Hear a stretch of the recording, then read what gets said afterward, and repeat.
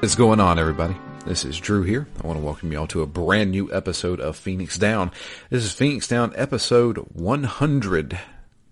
Finally, we hit game 100. Today I have with me Matt. Hello, everyone. And yeah, for this momentous occasion, playing the 100th game for Phoenix Down, we have decided to go with one of the biggest classics of all time. Yep, and one of my biggest oversights, if you will, or gaps, if you will, in games that I've played. We went through that whole that whole list of trying to narrow down what game this was going to be, but even going into that, I felt like there was a good chance it was going to be this one. I did too. It was worth doing it because actually, there's a lot of games on that list that I gave a lot more thought sitting down and actually pitting them up against other games. Right. Which one do I feel a need to play? That was actually a really good discussion there, because even though I knew what was going to win, having them like, all right, you remove one, I remove one kind of thing. Yeah. But, so game 100 is going to be The Legend of Zelda, Ocarina of Time. Long time coming, that one. Because as everyone who has ever listened to this show knows, Matt has never played a Legend of Zelda game. Well, all right, to completion, I should say. Yeah, to completion, or even really to get to the meat of it. I've started a number of Zelda games, but I'd say all of them have been 0 to 3 hours, or 1 to 3 hours or so I put into it. I've never really sunk into a Zelda game. Right. So, Legend of Zelda Ocarina of Time, developed and published by Nintendo, as we all know. But released November 23rd of 1998. When I saw that date earlier, and I'm still definitely wholeheartedly in that mindset where 2000 wasn't that long ago. Because when I saw that, I'm like, it didn't come out that recently. It can't possibly be 1998. And then I was thinking about it. I'm like, I guess I was just barely getting into high school at that point. So I'm like, actually, it wasn't that recently. But, no. When I hear 98, it sounds like about 2000, which sounds like, a couple of years ago. Unfortunately, 2000 was 21 years ago. That is ridiculous. Yep. 1998, November 23rd, 1998, I had just turned 13. Crazy. So this was... Oh, man. So, God, 1998, man. What a year for video games, huh? Because same year Metal Gear Solid came out. The same year Resident Evil 2 came out. Oh, some heavy hitters. Those are some heavy hitters right there. This was right off the heels of Metal Gear Solid for me. So let's just go ahead and get into our history. I don't think I got this game right when it came out. In fact, this was a Christmas present. Mm. So, as we've said before, back in the 90s, you got about 2 games a year. Because, you hope they're good ones. Yeah, one for your birthday and one for Christmas. Yeah. And my birthday, as we know, was Metal Gear Solid, and Christmas that year was The Legend of Zelda. I played this game in 1998. Adored it. This was like... How do I describe this? Because I have played Zelda games before, but I would say this is the first time I played a Zelda game. Because this was the first time I played a Zelda game and understood what I was doing. You know what I mean? Because there was only one real one before that, right? No, there was 3 before this. You had The Legend of Zelda on the NES. You had Zelda 2, The Adventures of Link on the NES. Then you had A Link to the Past, which was on the Super Nintendo. See, that's where my awareness basically starts of Zelda, is A Link to the Past. Gotcha. No. There's Link's been around for a long time. So much, in fact, that Link was featured. I'm going to say, does anybody? Do you remember the Super Mario Brothers Super Show? Yes. Okay. So if you remember, on Fridays, rather than playing a cartoon of the Mario Brothers, they played a cartoon of The Legend of Zelda. And that was kind of my introduction to Zelda. I know I played Zelda before. The reason why is because I remember when I was a kid and The Adventures of Link, I remember distinctly, if you die, it shows Ganon, and it's like a silhouette of Ganon, and it goes, he's like he's laughing at you. And that used to scare me as a child. Which I should say, there's actually 4 games in between this game. So there's 4 games before this, because we're forgetting Link's Awakening, which was on the Game Boy. Yep. So, yeah. But yeah, I played this game when it came out, or roughly when it came out. I didn't get it, obviously, day one, but I do remember playing through this game. And this was a big strategy guide game for me. Because I can see why. Well, back in the day, back in the 90s, strategy games were like all the rage because the internet was kind of unheard of at that point. You couldn't just go to GameFAQs.com and look up stuff. You had to buy strategy guides. And, a strategy guide would cost you $20. But there were 2 strategy guide companies out there that were the biggest ones. You got Prima. I always called it Prima. It might be Prima. You got Prima, and you've got oh God, what was it? You remember? Prima was the one that I only purchased ever one actual strategy guide, and it was Prima. Really? What was the strategy guide? Crisis Core. Oh, okay, Crisis Core. I bought that game, started playing it, immediately fell in love with it, and then went back a week later and bought the strategy guide. I'm I'm going to do everything this game has to offer. Okay. And it's a game I'd love to see remade, but that's an aside.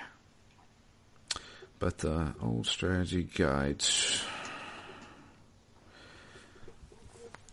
So you got Prima, and there was another one that was like a big one that I can't remember who it was that used to do them. But I did buy the Legend of Zelda Ocarina of Time strategy guide. And this thing, back in the day, these things were legit. Yeah. They were freaking 200 pages, full color with screenshots, complete walkthroughs of every area, where to go, what to do, who to talk to, everything. And I would go as far as to say, the biggest, one of the big... Oh, man. What? Just thinking about that era in life and, the impact of magazines. Oh, gosh. How often I'd be waiting for, Game Pros and, the tips and tricks sections and... Man, everything in there, that was the only exposure I had to it. I mean, because I also grew up way out in the country, and so didn't really even have a lot of people to talk to about this stuff. So when I would get a video game magazine, it was almost as big a deal as getting a new game, because all that stuff would be new. Yeah, everything in it would be new and worth exploring, basically, if I could. So when I was a kid, I was a subscriber to Nintendo Power. That was my magazine. I was a Nintendo kid, never owned a Sega system or anything like that. And like that was my life force right there, you know what I mean? And I still have my first issue I ever got, which was the cover of it was Ken Griffey Jr. presents Major League Baseball. I subscribed to that issue, and I did not stop subscribing until after the GameCube had come and gone. Oh wow! Do you still have all those issues, or just the first one? Or I just have that first one. For some reason I kept that one. I don't know what I did with the other ones. They may still exist somewhere, probably at my parents', but I get the feeling they're gone. Oh yeah. But I remember the spine on them would create like if you put them all together, they would show like Nintendo characters. Like all through, like I was a subscriber to that all through the N64, all through the GameCube era, and that was like everything I needed to know right there. Yeah, and that's cool because that's such a huge piece of gaming history that I missed. Was all of those early Nintendo consoles essentially, all of what many people would probably consider their most formative consoles. Like, I missed all of them. The first Nintendo console I ever had when it was relevant is the Switch. I've never had one when it was, like, the current console. Or within the first couple of years, anyway. And is that just because you were a Sega guy? Yeah, I mean, I guess growing up, aside from the very limited exposure we had to some PC games growing up, and I do have fun. I've actually spent many times in the last week trying to find a couple of those old PC games, and I haven't dug deep enough to uncover them. But, after that, there was just real sporadic hits. I remember a babysitter once had an Atari that I got to see, but had only spent a handful of hours playing the Atari. And then my first real exposure was the NES because my cousins had it, but we didn't go there very often. And then when I got my first console, it was a Genesis, and then I was basically Genesis into PlayStation since then. I had friends with Super Nintendo, so I had some exposure, but very limited exposure to that. So I was never, immersed in that ecosystem. Definitely never owned a system. Definitely never subscribed to Nintendo Power. So I didn't get that reinforcement of Here's the cool new game and here's all the details and reasons why it's cool and you should spend more time in them. I remember seeing footage of the beta, or it might have just been like a preview video of Ocarina of Time before it came out, and it was showing Link fighting something. It might have been Ganondorf, I can't remember. But and I was just like, this looks real, this looks awesome. Like, I cannot wait for this. Yep. And that was like, I have to get this. I remember, this game, Ocarina of Time was so big that like you'd see commercials for it before movies. Like I can't remember what movie I was seeing, but I distinctly remember the commercial that played before a movie. I was in a movie theater, and it was showing the gold cartridge version of Ocarina of Time. And that's what I'm looking at right now. It was a limited edition, and I remember the slogan was "Ye snooze, ye lose," and I said, "I have to get that, Dad." And Dad's like, "I don't even know what that is." So played this game right when it came out. I was addicted to it for a long time. Oh yeah. When you're a kid, you only got one game. Yeah, that's all I had. In fact, I want to say I probably played Zelda, and I played Zelda like 98 through 99 was Ocarina of Time Resident Evil 2, and Metal Gear Solid. Like, those were the 3 games I put the most time into. Then, in the year 2000, a little bit later on, there was a little game called Diablo 2 that came out. And it took over my life for about a year. But, yeah, that's, man, those are some good memories. And what we'll get into, I still have a lot of those memories because I'm like, I totally know what to do here. So, how about your history, Matt? Yeah, I mean, again, I feel like with this game, I was always the outsider looking in at it, as with most bits of Nintendo at that time and throughout those whole console generations. But, you know, this in particular, I mean, my 2 highlights there, you know, with the first time I saw Mario 64, I mean, that was just revelatory, right? It was hugely game-changing in the way that those games control and how fluid they can be, and the movement, the brightness, the characterization, all of that. And so I'll probably never forget those first impressions of Mario 64. But then, you know, but this was there in and around there. Like I remember seeing this game. I feel like the only thing I actually remember seeing or playing momentarily is really the very beginning, before you even get to the tree. So I can only imagine at this point that it was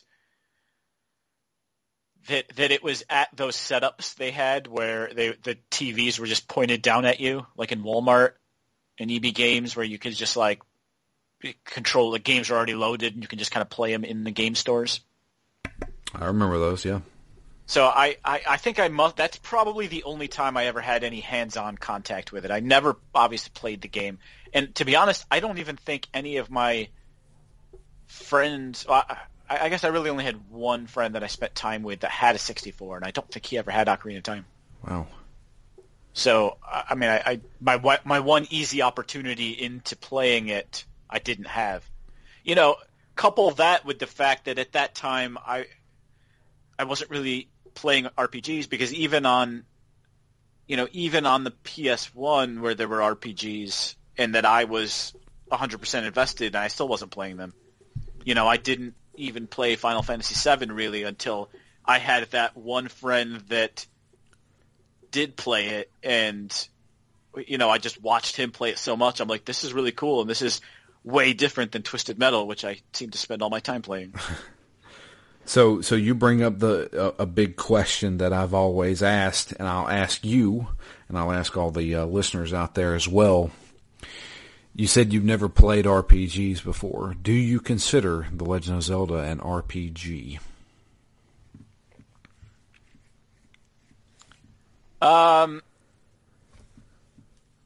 Probably. Let me get farther into the game before I answer definitively, but to me it feels like an action RPG. Okay. I'm gaining skills, I'm gaining life bar. You know, there's a big open map and world to explore, so it does feel like an RPG to me at the moment. Okay. Definitely on the action side, but I would probably call it an action adventure game rather than an action RPG. Oh yeah, because I don't know, like when you say RPG, I feel like there has stat points. Yeah, you're missing stat points. I feel like I don't know.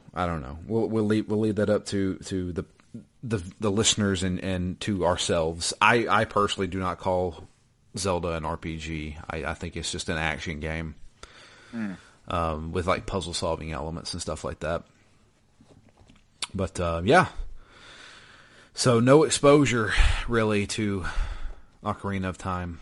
Yeah, really just watching and playing the absolute beginning. But at that time, similar to Mario, still being just really impressed with, I guess, the immersion and the 3D-ness of it. And I was used to very flat games, and what to be honest, pixelated mess a lot of those PS1 games were. Yeah. You know, and as great as they were at some things, this type of game where you're manipulating 3D objects just really wasn't possible. So it was it was like a cut above what I was used to in video gaming, and that was just impressive. Right. I remember the big thing that kind of blew me away was the day-night cycle.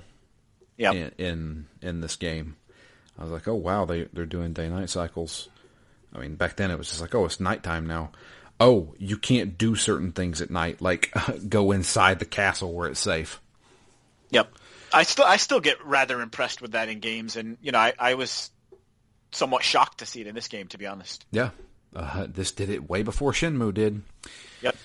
So, but yeah, and the fact that it's not just like you enter a new level and it's night, and then it cuts to the next morning and it's day. Like, right, the day-night cycles are happening around you. I was rather shocked with. Yeah. Well, if you play the sequel to this game, day-night cycles play a very important part. Majora's Mask, you have 3 days to beat the game. Otherwise, game over. But you have to constantly go back in time.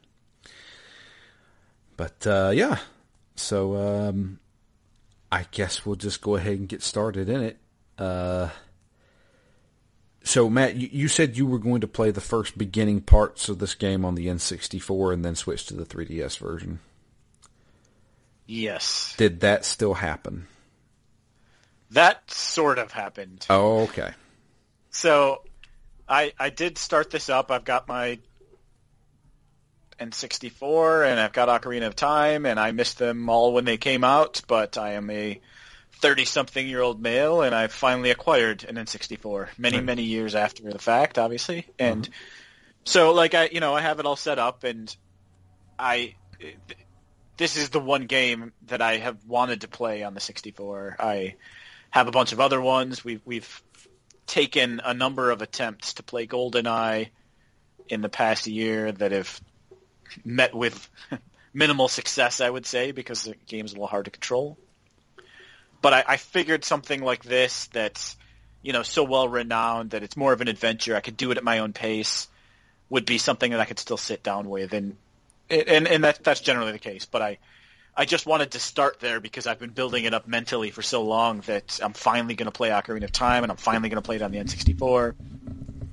And then knowing that we were going to do it for Game 100, I kind of said, well, the pace that I would probably get through it on the 64 would take me a year to finish it. So I really want to play on something a little more compact, a little bit more portable, and yada, yada, yada. I went with the 3DS version, but I did still want to start it on the N64. So I did start it up and play it on the 64, and I was just going to play through kind of the first hour or so and then switch over.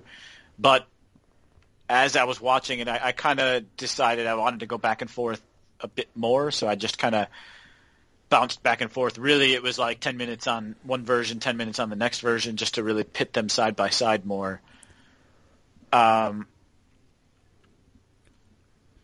it's functional, but after an hour of bouncing back and forth, I basically just said, yeah, I'm going to continue this on the 3DS. I'm glad everything works on the 64.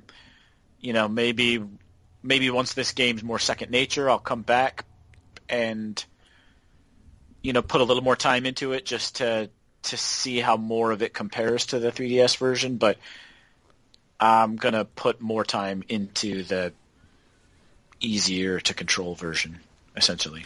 So you feel and a better looking version. Yeah. So you feel like this N64 one was difficult to control? A bit difficult to control. Gotcha. I mean, I think everything is with that N64 controller, but I feel like with the N64, I haven't played the N64 in years, but I get the feeling that on the N64 version, you have to use the Z targeting. You have to. Yep. With the 3DS version, I feel like it makes it easier, but I don't have to be successful. Yeah, and I'm also, I'm trying to wrap my head around these controls in general, and then matching it to the control scheme, right? The 3DS just controls differently, as you just said, than the 64. The holding of it's different. The interactions with it are a bit different. Yeah. The 3DS, you're actually using motion controls and stuff in parts, and So that, the way it plays feels quite a lot different. So they both seem functional, but of the two, the 3DS is certainly easier. The biggest change that, to me as a veteran player of this game, having your inventory on the bottom screen and not having to go to a menu to pause the game and go to a menu and everything like that is going to be a godsend later on. Yeah, I can imagine. There are dungeons in this game where you're going to have to switch between certain things, particularly boots, and going back and forth through menus constantly will drive you up a wall. But because it's cumbersome even on the 3DS. It can be, yes, but yeah, I can imagine it was much more time consuming on the 64. The thing is that you can easily press on the touchpad at the bottom and instantly switch to something. Yep. That is going to be a game changer when it comes to actually doing something. I'm just going to go ahead and say, I know you've heard of this as the most notorious thing in The Legend of Zelda, the Water Temple.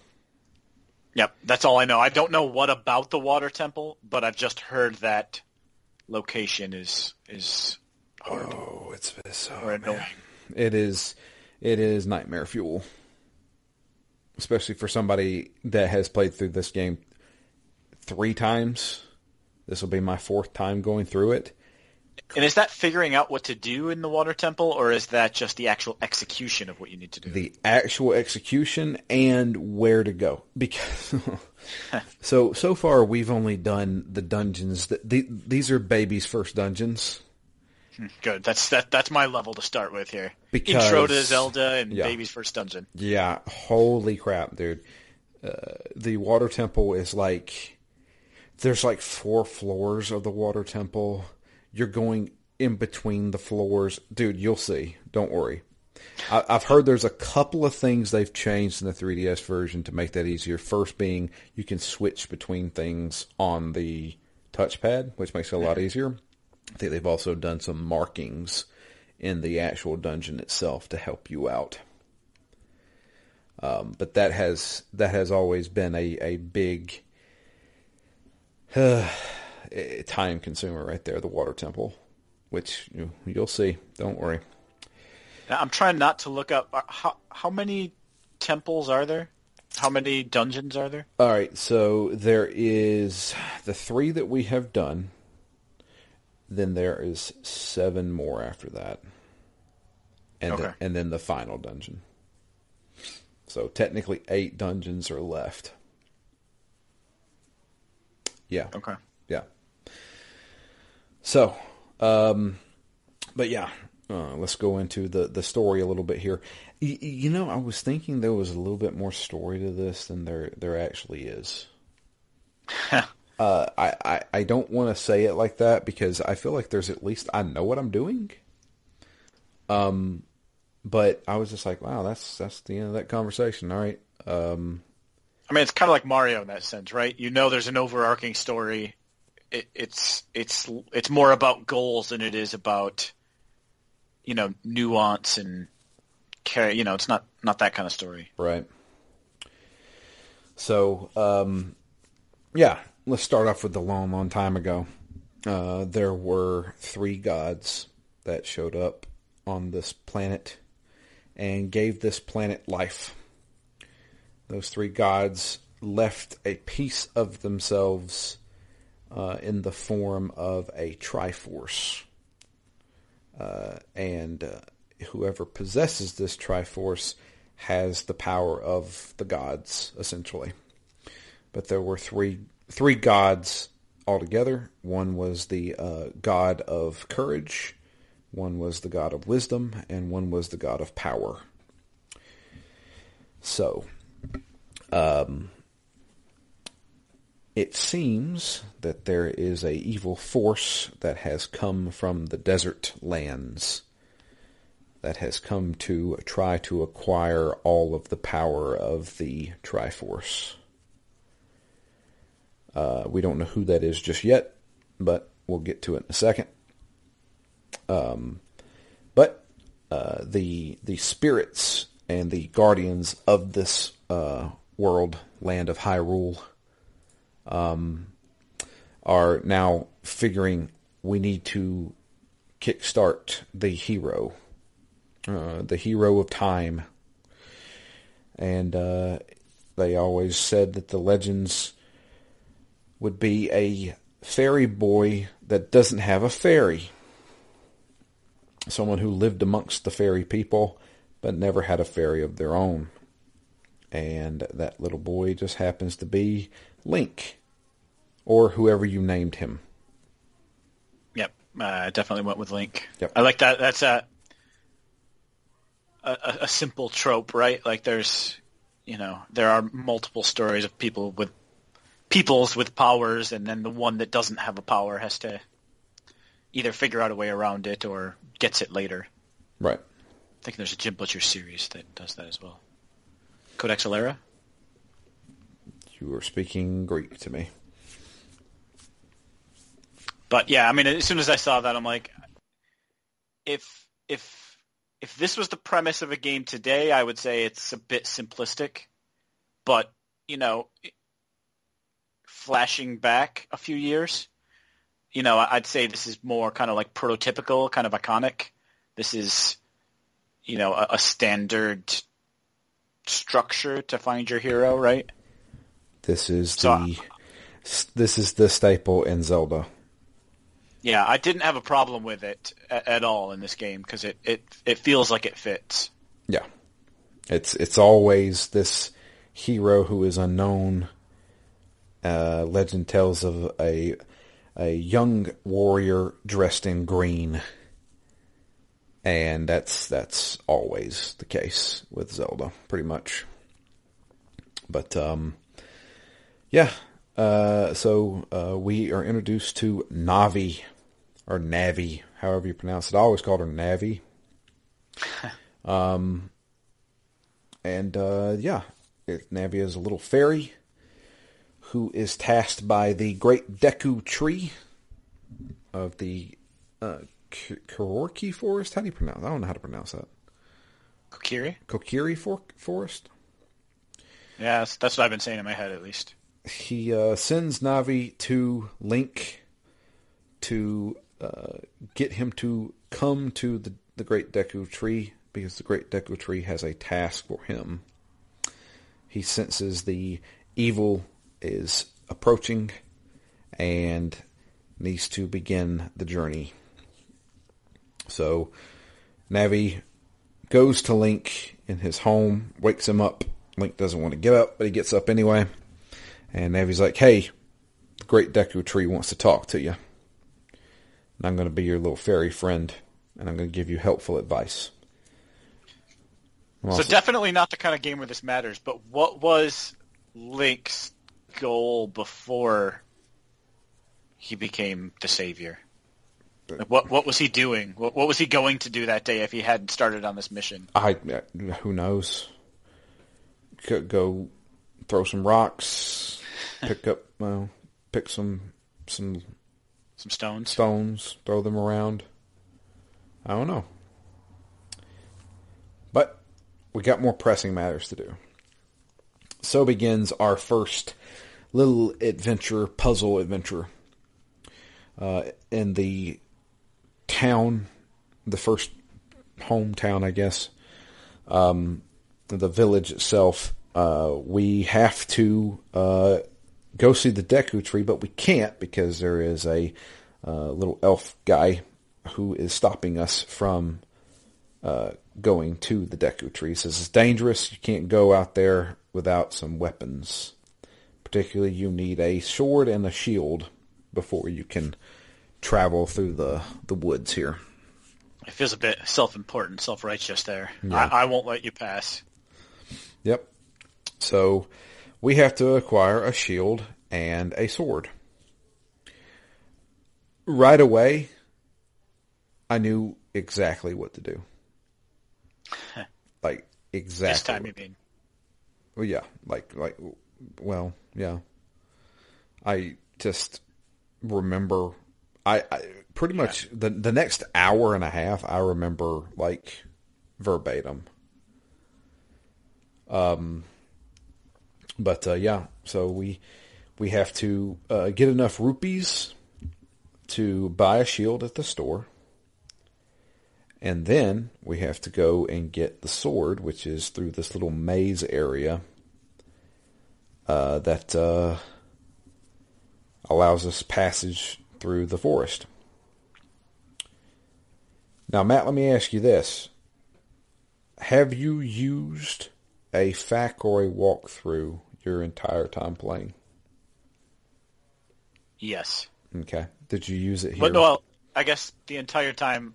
Have I used it the entire time? No. I'm trying to use it as little as possible, but I have had 2 or 3 points where I have not known what to do, and I've had to look up what to do. Okay. Did you use it here? No. Okay. So you just did some exploring. Yeah, talked to a lot of people. Yep. And then found the sword, I guess. Yep. And then went and bought a shield. Yep. So we get the Deku shield and the, I guess, is it Deku sword? I don't think it's Deku sword. I can't remember.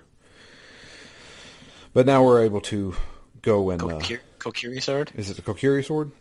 I think so. Okay. And so now we are able to go through the forest to go meet with the Deku tree. And this is when we're introduced kind of to our first enemies. Get a grasp of the combat. You can slash with the sword. You can also block with the shield. And there are a few things you can do. You can side jump. You can do a backflip to kind of get away from attacks and stuff like that. That's pretty much it for right now. There are a couple other things that we can get. We can get the Deku sticks and the Deku nuts. Deku nuts will do a little flash that can stun guys, and you can use the Deku sticks to, well, you can swing one. They break pretty easily. But more importantly, you can set them on fire and use them as a torch, which will come into effect a little bit later on. Mm-hmm. So, reaching the Great Deku Tree, he tells Link that he senses the evil is coming, who's going to take over the powers of the Triforce, and we are going to be the ones to stop him. In order for him to become strong enough to defeat this evil, he needs to acquire these 3 gems, sacred gems that have been passed down through the generations, that are for basically the 3 races other than the Hylians, the 3 races, the elemental protectors, if you will. And one of them happens to be inside the Deku Tree himself. But he has been cursed by this evil that has come to the Hyrule land, and we must break the curse. So the Deku Tree opens his mouth, and we have to enter him in order to, well, lift the curse and get the gem. So begins the Great Deku Tree dungeon, which is the first dungeon in the game. As soon as I entered this area, I had instant nostalgia. I was like, God, yeah. I remember everything about this. It was like I could do it in my sleep, dude. I was like, I know exactly where to go, what to do. I know what's up behind this door. It was crazy the amount I remembered. Yeah, I'm trying to, like, so when was the last time you played this game? Gosh, it had to have been at least 15 years ago. Oh, wow. At least 15 years ago. I'm thinking of my big games from this period, right? Like, take Resident Evil or Metal Gear. You know, I played those at the time, but I've kind of picked them up and played an hour here, played a half hour there many times over the years. So it's almost a whole different experience to have a ton of nostalgia, but not have touched it at all since then. So,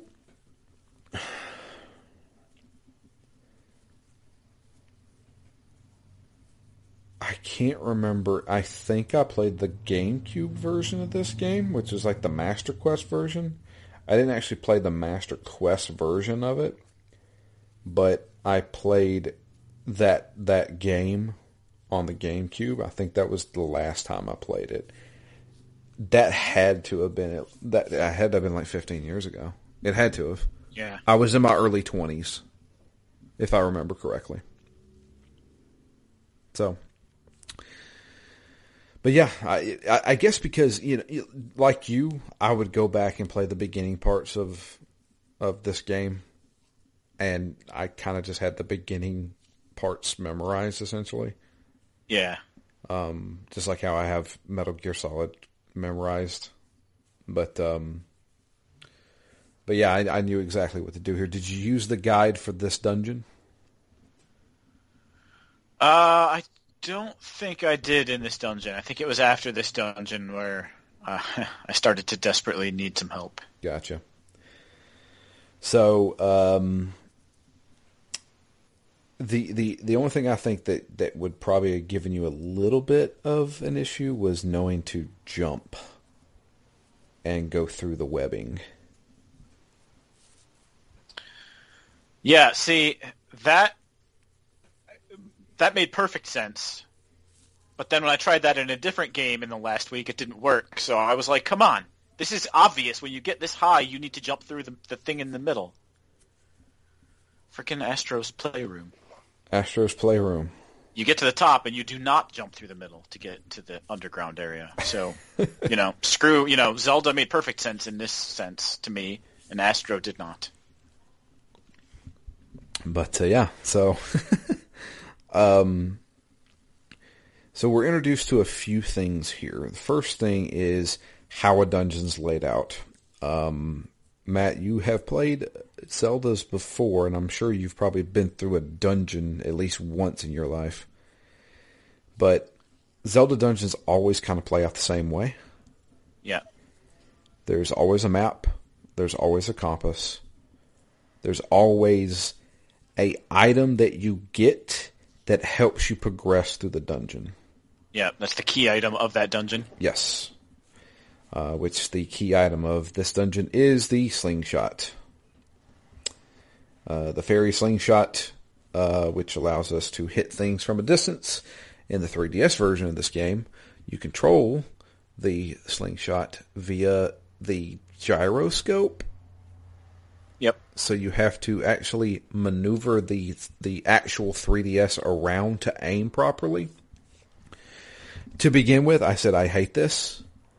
I've gotten used to it. I actually don't mind it. Yeah, I didn't mind this. It caused me to have one play session where I stood up the whole time. Yeah. Because it was just easier to move it around. But other than that, I was like, all right, this... It doesn't feel bad. It's not jerky. It's not, it's not so prevalent that I have to play standing up, for example. So, I mean, I think it's implemented well enough not to be a pain. You can also use Z targeting to aim and shoot stuff. You basically always just aim where you're targeting. So one thing I should describe is the Z targeting, which is not, I don't even think it's called Z targeting in the 3DS version because you're not pulling the Z button. Yeah. But Z targeting is essentially Navi will highlight an enemy or a object and Link is basically locked onto it. So he can either always have the camera on it so you can face it. He can attack in that direction. He can shoot in that direction. If you hit, the L button at that point? If you hold the L trigger or L button, yes. As long as you hold it down, Navi will be flying around it and you can always aim at it. Yeah, because the first thing I had to learn in this game was that it didn't have kind of that one button for move, or one joystick for movement, one joystick for camera. Yeah. Right? Now, obviously it doesn't, right? That neither of these systems have two joysticks, but But just, this kind of a 3D adventure game, that's just, my mental default. So I had to get very used to constantly pulling that L trigger or L button just to keep resetting the camera. So I thought it was interesting because that was just a routine thing I was doing, all the time, to then also use it for this Z targeting. Yeah, absolutely. And that's how you played that game on the N64. Z targeting was your best friend. Yeah. But yeah. So but yeah, getting the fairy slingshot allows us to hit stuff from a distance. And we have to then get to the bottom of the Deku tree. In doing so, we are able to then begin solving some puzzles. So the first part of the Deku tree is just climbing up to those first few areas. No real puzzles to be said there. The bottom, the basement part of the Deku tree is where the puzzles start to play. So obviously there is a little river that flows through. You can't get wet because, well, you have to set something on fire. So you have to figure out, all right, how do I get this torch on fire without jumping in the water? So you have to use the Deku sticks, light it on fire, make the jump, and then you can set the torch, and that opens the door, I believe, or unlocks the door. Yep. Yeah, and that was another thing where, like, as soon as I see the cobwebs in front of the door, you're like, all right, well, I clearly have to burn them away. Yep. I was only like 98% sure that I could survive in the water. So, at one point, like, I jumped in the water. I'm like, well, this could be like falling off a ledge to my death, or it could just be going for a swim. I'm not sure which yet. Pretty sure I can swim in this game, but... Oh, yes. You'll be doing a lot of swimming in this game. Yeah. I mean, I guess I had done that. But I had that same thought, I guess, back in the original village when I jumped in the water. Yeah. And that was another thing, like the auto jumping when you come to edges took a minute to get used to. Yes. Because I kept wanting to hit a jump button as I approached the edge. Yeah, there is no dedicated jump button in this game. In fact,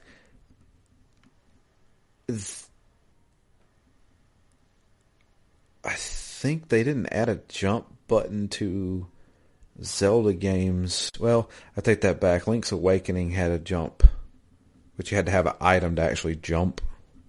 Oh, really? Yeah, it was a feather. It was Rock's feather.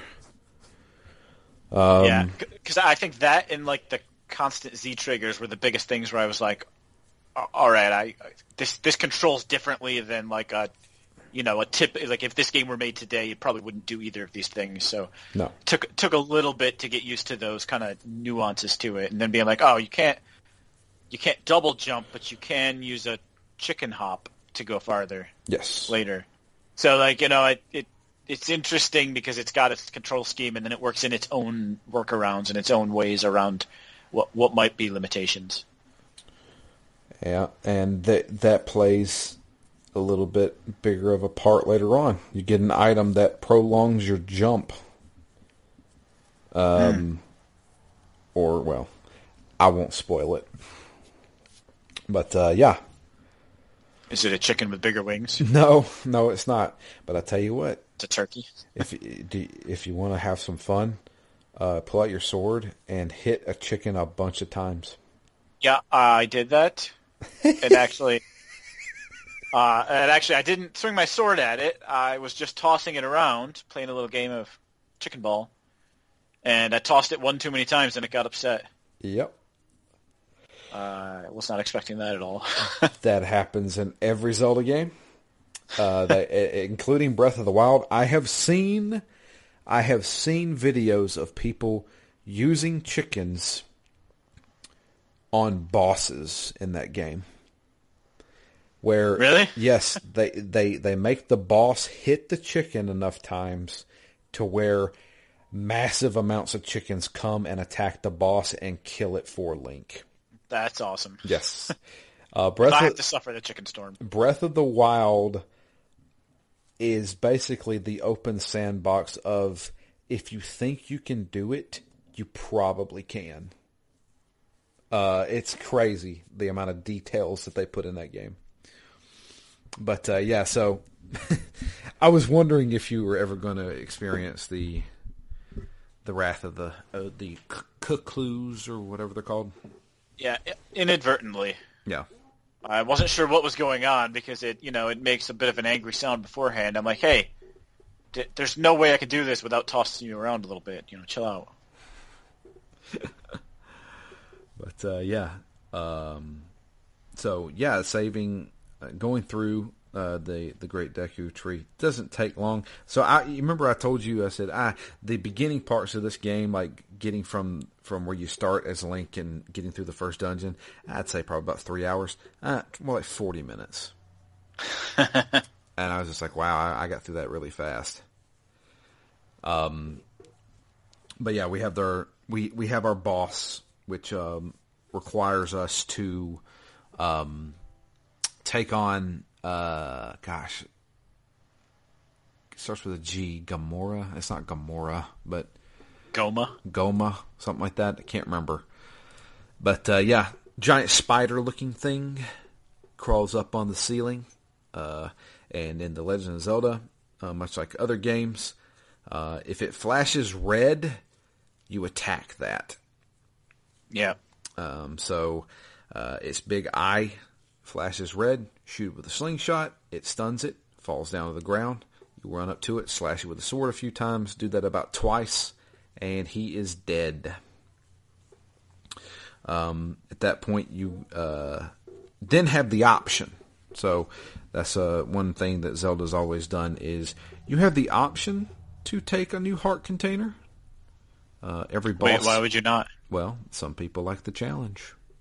Oh, okay. There's a lot of people out there who beat The Legend of Zelda with 3 hearts. But yeah, so you can each boss drops a heart container, which you can pick up and increase your health by a heart.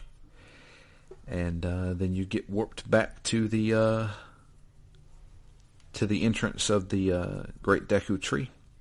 The Deku Tree tells Link that he has lifted the curse, but unfortunately the evil has already done enough damage to him. He will be passing away very soon.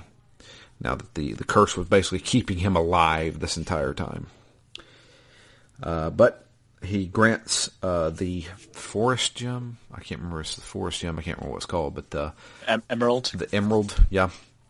And says, okay, you need to go collect the other 2. But speak with Princess Zelda first. You can find her in Hyrule Castle. So you're going to have to leave the forest. So doing so, one of Link's friends from the village, I've never known how to pronounce her name. Saria? Yeah, I think so. Okay. She notices that Link is leaving, and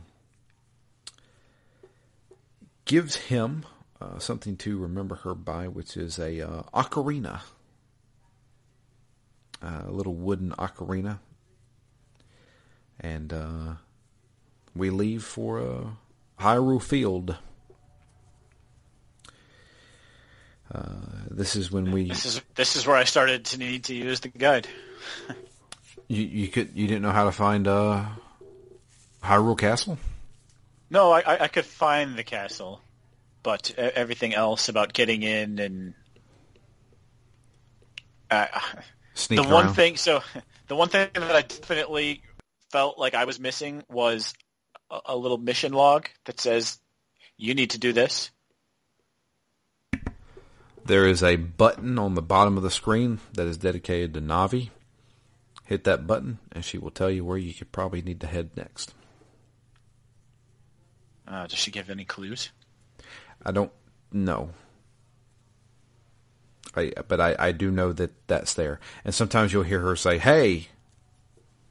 And it'll flash Navi for a little while there. That's her basically telling you, hey, get back on your quest. Kind of thing. Yeah. But, yeah. We also run into another friend, the owl. And he kind of gives hints on where to go next, too. Is he a friend? Because I've seen Secret of Nim. I've seen a lot of these. From my childhood, owls were not usually good. No, this owl's actually really good. A good guy. But very intimidating eyebrows, but okay. No, But yeah, he tells us we need to head to Hyrule Castle. But we can only enter Hyrule Castle during the day. They close up the drawbridge at night, keep the monsters out. And I feel like you can never make it to Hyrule Castle before nightfall. In one cycle, yeah. Yeah. It's impossible, it seems like. But luckily, we learned something a little bit later on that negates that completely. But yeah. But going into Hyrule Castle, we first go into the Hyrule town, the village castle town. Tons of people around. It's your standard kind of medieval town. There's shops that you can go to.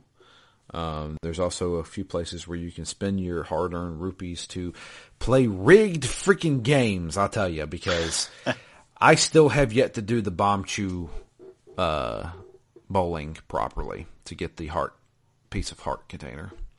Yeah, I need to try it still. Yeah. I was able to do the slingshot challenge. So now I can carry 50 slingshot shots, I believe. Instead of 20? Instead of 20. Yeah. So I was able to get that. There's also like a shop where you can buy a Hylian shield. And they suggest you buy a Hylian shield for the next dungeon, but screw that, because the Hylian shield, it kind of sucks right now. I don't know if you bought one or not. I didn't buy one because there was a free one just up ahead. Oh, man. I think I completely missed that one then. Yeah, I went with the free one. I also thought I was going to start saving up all this money, and I didn't realize it capped out at 99. You have to get bigger wallets, which you can earn different ways. Everything in this game is an item. Interesting. It's how it's always been in Zelda. You're constantly getting a upgrade or an item that allows you to progress. That's the name of Zelda, is items to keep going. Yeah, I wasn't sure if I would have to buy them, so I was stockpiling rupees in case I would, and then was trying to figure out. I'm like, all right, I see the 99 on the screen. Where are the rest of them? I'm like, oh, they're just not there. Yep, can't carry anymore. You're too rich. Too rich. But yeah, so we have to go see Princess Zelda, which is in the castle. We can't make it to the castle because, well, there's a whole bunch of guards around, and they're going to kick you out if they spot you. So there is a couple things we have to do. And this is one of those, I could see where a strategy guide could come in handy here. Because navigating, I don't think is that difficult. Figuring out what the hell to do once you make it to the castle, that's a different I was story. just going to say that. I made it to the castle without issue. Yep. Even suspected that I couldn't walk behind the guards and I would have to float in the water past the guards. Right. But then beyond that, I was like, there's nothing to do. I don't know. That was one of the points where I just had to be like, all right, I give up. I'm going to look up the answer. So there is a sleeping man who is completely knocked out. He's supposed to be delivering milk. He is the proprietor of Lon Lon Ranch. And he is so sleepy that he fell asleep. Well, we need an item to wake him up. Because he's in the path of a box I need to push. Exactly. So, in order to do this properly, we have to technically get thrown out, or we can make it back ourselves. But we need to get thrown out, and at the entrance where we can begin sneaking around again, the man's daughter, Malin, I believe is her name? Marin? I can't remember. Marin? Yeah.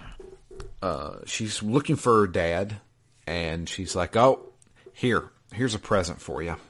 Malin. It is Malin. There you go. And she gives us an egg. Yeah, see, this was my problem because I went back, I talked to her, I went all the way back to that guy, but she never gave me the egg.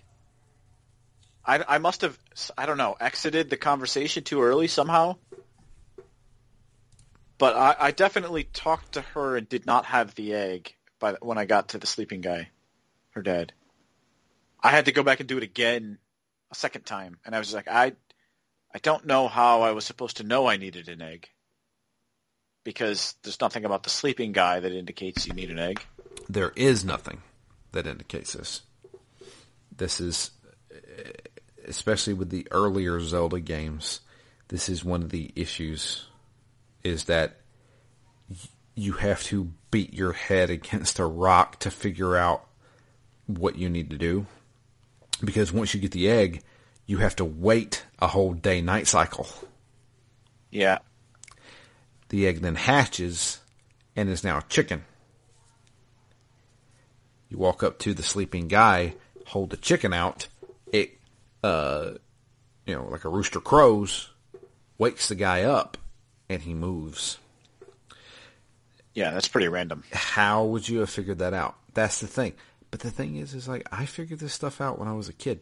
I guess I just had a lot more time on my hands back then. Yeah, and that's actually one of the things I was going to say is I really don't want to try and speed through this game because I don't want to get impatient with that kind of thing. Right.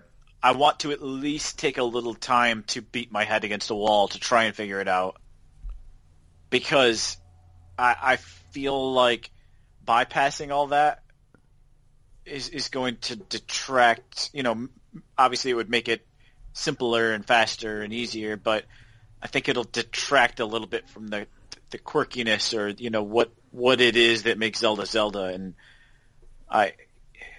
it's the kind of stuff that I normally I think would just be like, this is stupid. I'm just going to bypass all of it. It's pointless. It's not really part of the story. Whatever.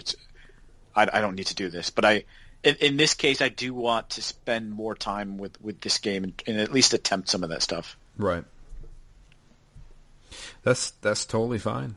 To be honest, I kind of forgot about this. Feels like I remember more about the dungeons than I do the actual walking around from place to place. But yeah, after we wake him up, he returns back to the Lon Lon Ranch, tells us, hey, stop by when you can. And now we can finally move those crates, allow us to jump across the moat and begin our sneaking mission past all the guards. Yeah, which I immediately had to again look up what to do. Because I kept going into. I must have gone into that first section in the castle 6 times or so. Really? And there were 2 guards there, and I'm like, I don't have a lot of options here. There's 2 trees. There's a couple of boxes I can climb up and over. Do I have to climb up on the boxes and jump behind them? They're not moving. They have no movement pattern for me to wait until I can, until they're a certain distance away or their back is turned farther somehow. So the number of times I went in there and waited and tried to roll past them or jump past them and then the answer was just wait until nighttime. Yeah. Great, thanks. So I actually did it during the day. Were they not there? No, maybe it was nighttime when I went in. Maybe that was the case. I did it during the day, so I don't know. I don't know. Yeah. But eventually we make it to Princess Zelda herself. She's there witnessing an ambassador from the desert, a guy named Ganondorf, who claims to be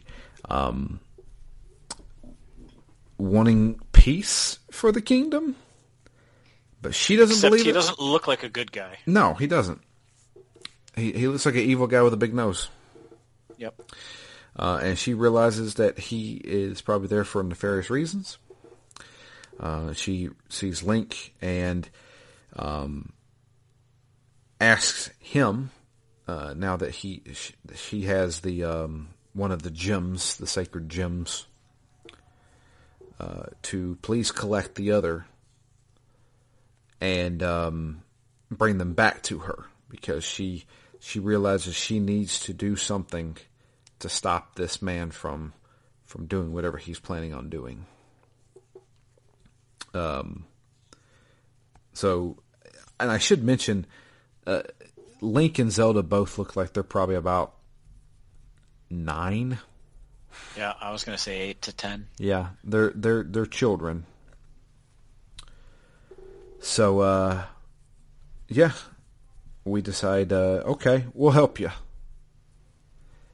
And before leaving, we run into Impa, which is the bodyguard of Zelda. And Impa teaches us a song that we can play on our ocarina. It's Zelda's Lullaby, which is a very important song that we would use throughout the entire game.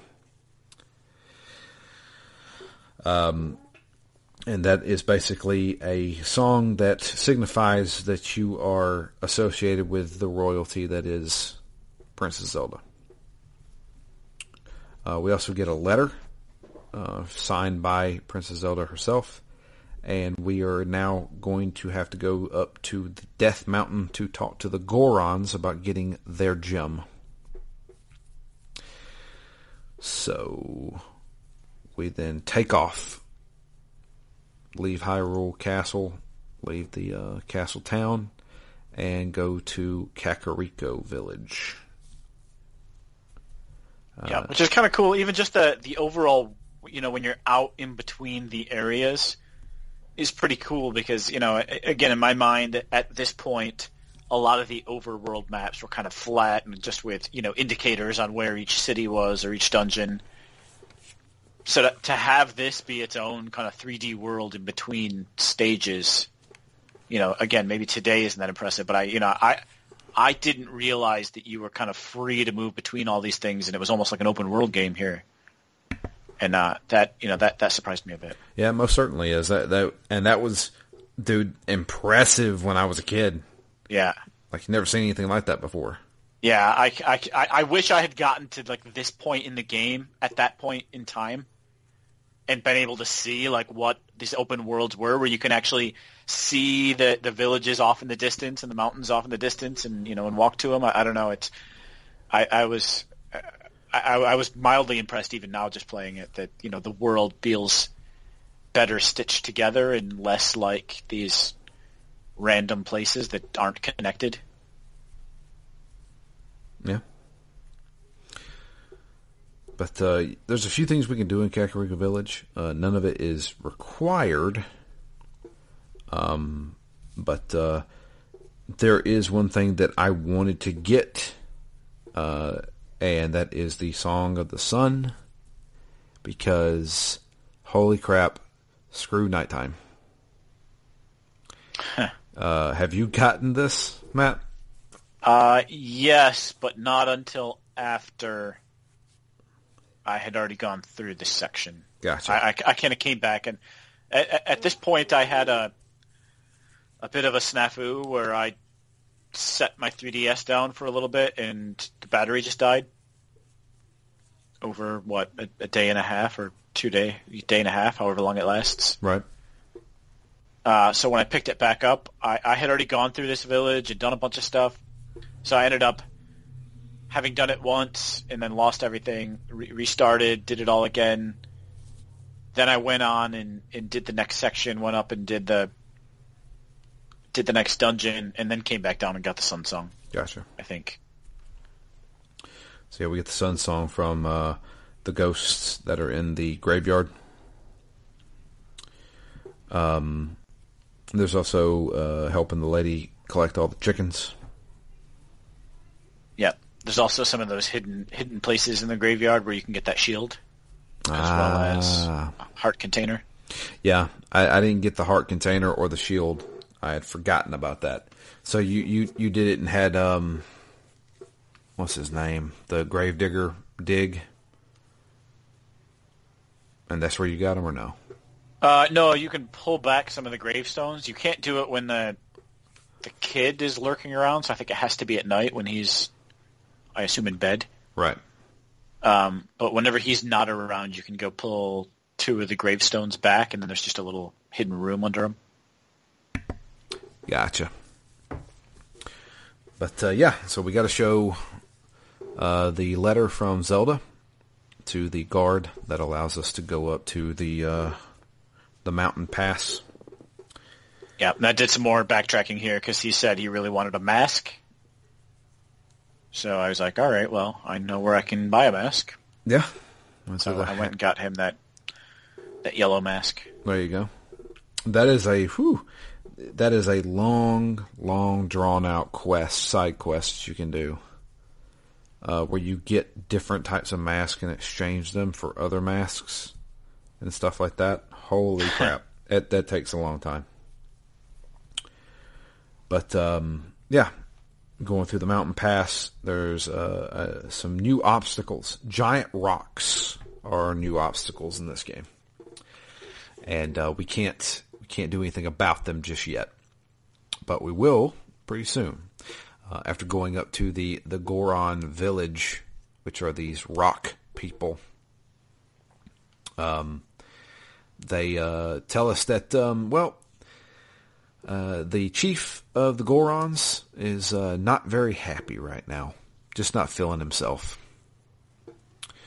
And when you go talk to him, he doesn't want anything to do with you. Yep. So we have to cheer him up. Well, how do you cheer him up? And they said, well, there is a song that he loves that comes from the forest. So we need to go play a song for him. And this is where I was like, I don't remember what I need to do here. Yep. I'm like, great, I have a song. I'll go play it for him. And he's like dancing around. I thought I had satisfied him, and he's like, that's not the song I want. Yeah. So we need to go get another song, which means we need to go back to the forest, and we need to go into the Lost Woods, which I had completely forgot about, which I remember it a little bit later on. Mm-hmm. Yeah, going through the Lost Woods, we have to traverse this area. If you go the wrong way, you end up back at the beginning, but you can figure out where to go by listening. There's music playing, and if you follow the music and it gets louder at a doorway or a pathway, that's the correct way to go. I thought that was kind of cool because as soon as I realized that's what I had to do, I assumed it was going to be very difficult to tell which of the 3 doors was the right door, but it wasn't, and it seemed cool, just the idea that you're following this song into the woods. Sounds like a bit of a fairy tale. And yeah, it just kind of worked. So I had some trepidation at this part, but it turned out fairly simple. Yeah. So we learn, we go and we run back into Link's friend. How do you pronounce it again? Syra? Saria? Saria?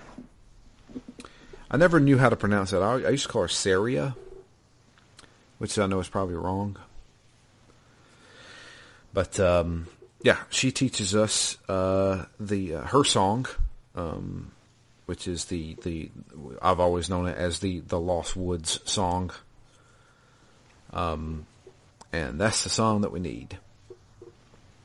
There's a nice little shortcut here, if you want to take it, Matt. If you found it through the Lost Woods, if you take a certain pathway, you end up in the Goron village. I was going to say I found a different. Well, maybe it was that shortcut, but I found it going the other direction, where I just happened to walk through a door elsewhere and ended up back here, and I was like, nope, I already got Saria's song. I'm not looking to get lost in the woods again. Yeah. But I thought that was interestingly random. There's at least twice then that happened, because later on we just happened to go through a door and warp elsewhere as well. Yes. We end up in a different area altogether. But yeah, go back to the chief, play the song. That gets him in the mood. He is feeling good. He's pumped, and he appreciates Link helping him out. The reason why he was so down was because some mean guy showed up wanting the gemstone, and they refused to tell him where it was, and so he threw a bunch of rocks in front of one of their favorite caverns, which is where they eat the rich stones, which is known as the Dodongo Cave, or the Dodongo Cavern. And they're like, well, just so happens that's where the stone is. He's an idiot. But to help, thanks to, oh man, I cannot speak today. To give thanks to Link for raising his spirits, he gives him the Goron bracelet, which allows him to pick up heavier things, particularly these plants that grow in the wild around this area, which is bomb plants. So when you pick up a bomb out of this plant, it begins to tick down and will explode. We can then use those bombs to blow up the rocks that are blocking the second dungeon. And this is where I started to be like, all right, I really like that the items in this game are very multi-purpose. Right? I like that you're using these to open up doorways to get to new sections. I like that you have to use them for puzzles. You can also use them as weapons, like the stick as well, right? Like there's enemies a bit later where I'm like, oh, the Deku stick, I can use that as a better way to attack these enemies in addition to using it as a torch, right? I like that at least these two, because there aren't 1,000 weapons in the game so far, but I like the ones that are there. I like that they're kind of multi-purpose and used in interesting ways, or at least different ways throughout what we've played so far. Yeah, absolutely. And they do a really good job with that stuff. So yeah, we go into our second dungeon, which is the Dodongo Cavern. I remember some things. I don't remember all of the things. Particularly the last little puzzle that we have to do. And I was like, oh gosh, man, I completely forgot about that. But yeah, so the big item in this dungeon that we get is bombs. We can instead of having to worry about the flower bombs that we use, we can now use regular bombs that we keep on our person, and we just pull out. Which means, yeah, you don't have to be within a 12-foot proximity of a bomb flower. Exactly. So, yeah. Tell me your experience with this dungeon, Matt. Well, I mean, I did kind of have a fact through this, so it wasn't terrible, but I thought that the lizard warriors were going to be worse because of how quickly they were hopping around. Right. I expected to get knocked off a few times. I expected when I saw there's a part with like armored alligators in it. I expected when I was in those areas that I was going to have to sneak past them, but you basically, it feels like in this game you're essentially equipped to do what you need to do.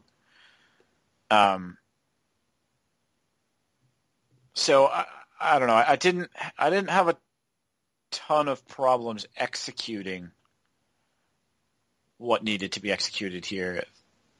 There was a couple of parts where I was just like, I don't really know what I need to do, but the fact kind of sorted that out. Yeah. So, yeah, I didn't use a fact throughout this dungeon until the very end. Because most of it is straightforward. There is a very little bit of backtracking in this one, but not much. We start to get into the backtracking in the third dungeon. Yeah, there was the part, like, the part I remember the most not knowing what to do is when you need to, like, drop the bombs in the eyes. That's exactly what I was thinking. I was like, Yeah. okay, I know on the map where the boss is, but I don't know how to get in there. And Yep. they said, I remember it was like the little stone, that tablet that tells you it opens its mouth when its eyes are red or something like that. And I was like, what the hell? Yep, and I had been down on that center platform like 4 times, and I'm like, all right, this is where I enter from. How do I do it? Yeah.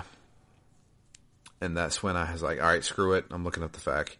Look up the FAQ, and, oh, you got to drop bombs down into, it's like a big face, like a skeleton face. Yeah. That, there's these 2 sections of a bridge that are over the face, and if you drop a bomb in those 2 sections that are missing, the bombs land into the eyes and explode and lights the eyes up. Which was a little strange, because when I saw a broken bridge, I'm like, all right, well, this is a bit of platforming, right? You need to not fall in the holes on the bridge. But that doesn't make a ton of sense, because you're not actually jumping, right? The game's going to auto-jump over the holes anyway, so I guess in retrospect, maybe I should have realized that there was a secondary function of those holes, because there's no real point to just have broken sections in a bridge. Yeah. So, yeah, the next boss that we take on is the King Dodongo.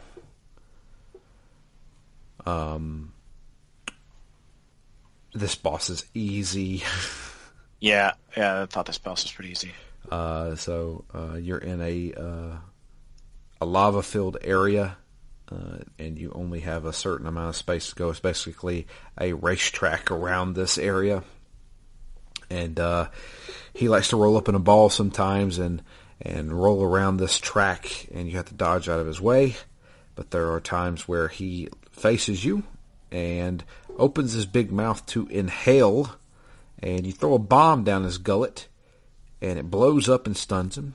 And you can then run up to him and slash him a few times with your sword, rinse and repeat, and it's over. Yep, nice inviting big mouth, so it was nice and easy to deposit those bombs. Yeah. So taking him out gets a new heart piece, and we also return back to the chief of the Gorons, and he gives us the ruby. 2 down, 1 to go. Easy enough. Yep, he's much happier now. Yep. Do we ever come back to? I mean, without I don't necessarily want the game spoiled, but this as a dungeon and as a people, right? Like, these people are really here to give some character to a dungeon so that you get the ability to bomb. Do you ever interact with these Gorons again? Absolutely. Okay. Absolutely. So then it negates kind of that Dead Space issue that I have of, it's just a bunch of sequential things that you do, and whether you do 3 of them or 10 of them, it's just how long the game is. Like, if there's some reason to interact with these again, then that was like your first encounter with them, and then that's going to have bearing on subsequent encounters. Right. So, yeah, no, you'll definitely be back and seeing him. Okay. I'll take that as a positive. So, up next, we have to go meet the Zoras. The Zoras are the water people of Hyrule.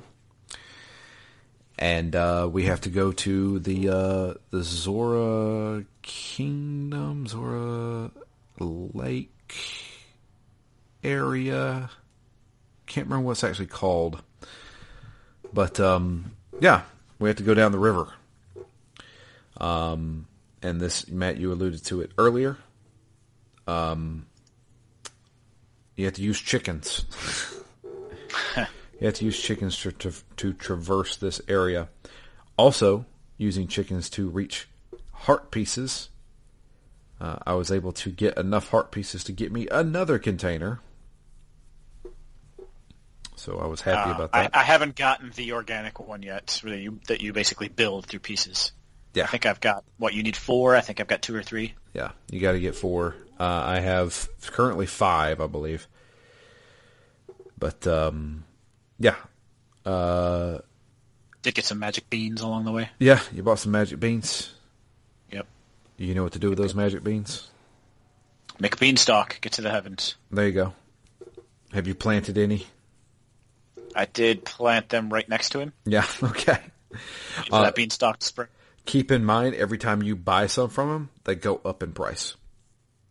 Oh, all right. I bought 2. At this point, I had realized that I was maxed out on rupees. I'm like, well, might as well spend them somewhere. Yeah. I figured this guy could use some extra rupees. There you go. But, yeah. I bought probably about 4 or 5 off of them, I think. Can't remember. But, yeah, I've planted a few so far. Mm-hmm. I've seen 1 or 2 other places to plant them, but it was before I had them. So now that I do, I can, when I come across them again, I'll definitely be planting. There you go.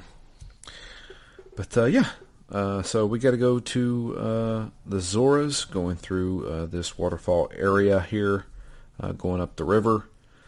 Finally make it to the Zora. It's almost like a cavern that's filled with water. Yeah. I actually really like this area. It's cool. Yeah, me too. Especially because they look like aliens. Yeah, they do. They are thinned water aquatic people. But yeah, so there's a couple things we have to do here, and I once again forgot about this and had to look up a fact on what to do first, because going and talking to the king of the Zoras, he is worried about his daughter, and he doesn't know where she is, and that's all he keeps saying. And I'm like, okay, I don't know where to go here. Yeah. So I had to look at a fact, and you have to play a game with one of the Zoras. It's a diving game where you have to go collect these rupees, and if you do it in a certain amount of time, he gives us a special little item. This item allows Link to breathe underwater longer, which means he can dive deeper underwater. And in doing so, there is actually a little underwater cavern that Link can go through. And in doing that, it warps him to Lake Hylia. And that is the next step in our little quest. Once again, I do not know how I figured this out as a kid. Yep. Man, that was going to be my question to you, is how was I supposed to know that this sequence of events is what I needed to do? It doesn't ostensibly have anything to do with his daughter. Yeah. It's one of those things where these games back in the day would require you to just talk to everybody. Yeah, exactly. I was like, all right, in games of this day, you had to talk to everybody, and you just had to do everything that you could do. Yeah. And kind of note the one thing that you couldn't do, or the one thing that was an oddity, and then go back and do it. Yeah. When you can, or follow whatever path opens up to you, regardless of whether it feels like it's connected to your goals or not. Yeah. Investigate everything that bubbles in the water. Every person you have to talk to. Even when there's this big fish later, I'm like, all right, I stood there. I guess I'll just do everything. I'll check through my inventory and try and use everything I've got. Yeah, I mean that's the kind of thing I'm like, all right, I get that. I wouldn't really hold that against this, because it was, this is just what you did at the time. But I'm like, I don't know that I have the time to do that. Yeah. So, all right. Oh, I'll mention it when we get to it. But so when we make it to Lake Hylia, there's a bottle in the lake. When you pick it up, there's a message inside of it from the king's daughter, saying that she is inside Jabu Jabu. So we go back to the Zora Kingdom, show that letter to the king, and he's like, oh no. She's been swallowed up by Jabu Jabu. Please go get her. So, he moves out of the way in what takes a 30-second oink, oink, oink. I was like, oh my God, I gotta sit here and watch him move. Yeah. I was like, I assume this is meant to be a joke, like a comedic moment. I would assume, but I was just like, okay, that's far enough. Like the Family Guy epically long fist fights. Yeah. I could not. I was like, oh, okay. It's funny just because it goes on so long, I think. Yeah. But yeah, so we come out through the back of the like little cave kingdom area there, and we are standing on a dock where a beached giant fish named Jabu Jabu is sitting there. Now, fun fact, there's been multiple places that we haven't talked about where I will find a rock and I'll be able to throw a bomb at it now, and sometimes it unveils a hole that I can fall through. And sometimes I find these little areas that usually contain maybe a small chest with some rupees in it. But there's also been some places where there have been like little ponds that have fish in it. Now, I've collected 3 bottles so far. And I was like, I know I can catch one of these fish. I remember catching fish a long time ago when I was a kid. I'm going to catch a fish. Because I remember catching a fish for some reason. Can you catch other animals too? I know that there are, right, the sculptulas, but at least once in this game I've seen like baby spiders. Yes. Can you put a baby spider in the bottle as well? Yes, you can collect bugs as well. Okay. There's also one other very important thing that you can keep in a bottle. And it's something Water. that will come in handy. Potions. Potions are one of them. I got one of them because I went to Lon Lon Ranch. Met up with the farmer dude that was asleep. And he gave me some Lon Lon milk. Lon Lon milk is nice because you can take a swig of it and it fills 5 hearts. And you can have 2 gulps out of it before it's empty. So you basically, at this point in the game, have an instant heal. Yeah, that's pretty nice. And then afterwards you have an empty bottle, which you can then take back to Lon Lon Ranch to get filled with Lon Lon milk. Or, better yet, you can sometimes run into little floating fairies. Capture a fairy, keep it in the bottle with you. Doesn't matter if it's on your inventory or what. If you release a fairy from the bottle and you walk up to it, it will instantly fully heal you.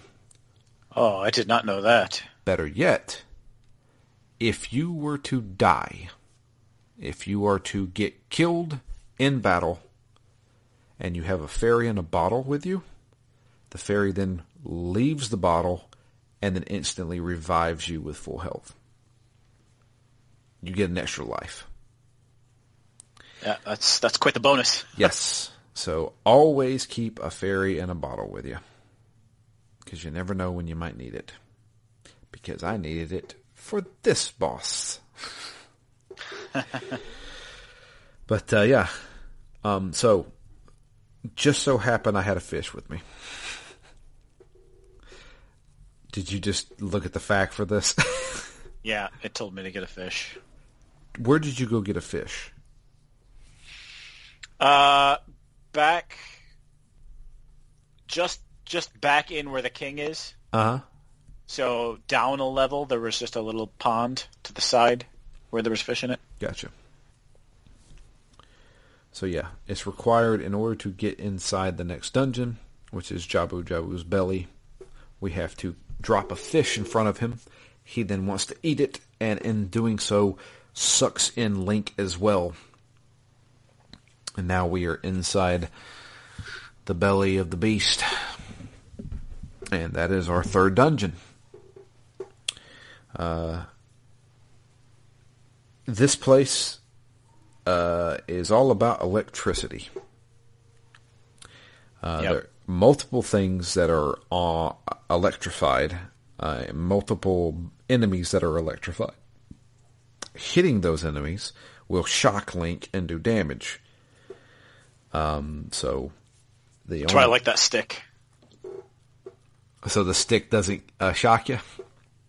Yeah, the stick. Like maybe it's just the length of the stick, not the fact that it's wood. But in my mind, I'm like, well, the wood's not going to conduct the electricity. Let me swing. So I was able to, to kill some of the enemies with the wooden stick without getting electrocuted. Whereas swinging my sword at it.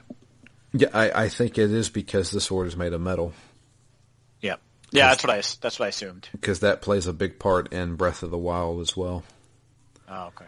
But so the one big thing is that we have an escort mission in this game because I can't remember what her name is, but the Zora princess is stuck inside this belly, and we have to escort her, aka we have to carry her all around this freaking dungeon. Ruto. And this was the first dungeon that required us to do a good amount of backtracking. So this one is multiple floors. There's 2 floors of this one, maybe 3. Can't remember. Felt like 3. I think there was 3. Yeah. And we have to solve puzzles with not only our equipment that we have, but also by using Ruto. So we can have her sit on a switch that opens a door. We can then go through the door and then come back. If, for any reason, you leave her, she sometimes disappears and goes back to her starting area.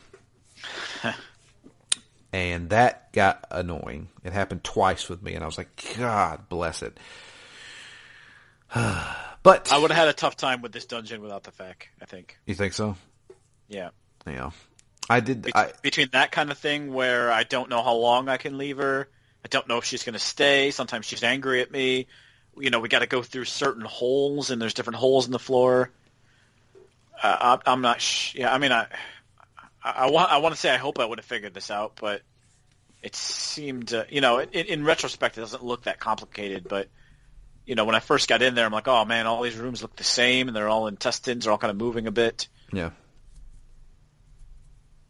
There's a lot of I guess the fact that there's a map is super helpful here, but just looking at the going room to room to room, I'm like I don't know where I am relative to even where else I've been in this dungeon. Yeah, it can be difficult. It reminded me of, I know you never played Kingdom Hearts. There is in Kingdom Hearts 1, you go through the whale from Pinocchio. Yes. Fun fact, I have that currently reinstalled. Oh, you're going to go play through it yourself, huh? Maybe. Probably not. Yeah, get ready, because that's the worst freaking level in Kingdom Hearts. Monstro? Monstro? Yeah. Sucked. But yeah, this kind of reminded me of it. But yeah. Even the word serpent. Oh yeah, just being inside a monster that's still living. Yeah. But yeah, the big takeaway here is the new item, which is the boomerang. The boomerang, which has been a staple in all the Zelda games, is an item that stuns enemies for a short while. So when you hit an enemy with a boomerang, it usually stuns them in place, kind of thing. Yeah, I was a big fan because I'm like, look, now I don't have to worry about wasting all my ammo on a lot of the flying creatures. Yeah. Because it would either kill them outright or it would stun them and knock them to the ground, and I could slash them. There you go. And it's also a nice way to take care of electric enemies in the game. Yep. It also helps us with solving puzzles, because if you hit things with the boomerang, it stops them in place, which we've run into a few of these, I'll call them jelly platforms. Yeah. That you can hit and that stuns them in place, so you can then walk on them. Also, I don't know if you know this, Matt, but let's say you kill one of those gold scatullas and they drop that little coin. Throw your boomerang at it. It brings the coin to Link. I did find that out because I've seen more of them, obviously, than I've killed. Right. Right. At one point, I was like, "Oh, I'm going to get every one of these," and then I was like, "All right, well, I'm going to be lost in this game enough, so I'm not gonna go out of my way to spend a lot more time doing something that I don't think is necessary." But I did have one in here that I killed, and the little skull coin stayed up on the wall, and I'm like, "What? Wait a minute! Why didn't it fall to the ground? What am I supposed to do here? I can't have killed this thing and not had a way to get my reward unless I was just supposed to wait for it to crawl to the ground before I killed it." So I just kind of hoped that the boomerang would count, and yeah, it did. So. Yep, and you get an item later on that also does that as well. Bring stuff to you because I don't know how far did you make it? Did you just finish this dungeon and quit? I made it a little bit further. Okay. There's the next kind of story beat, and then 5 or 10 minutes beyond that. Gotcha. Has something big happened?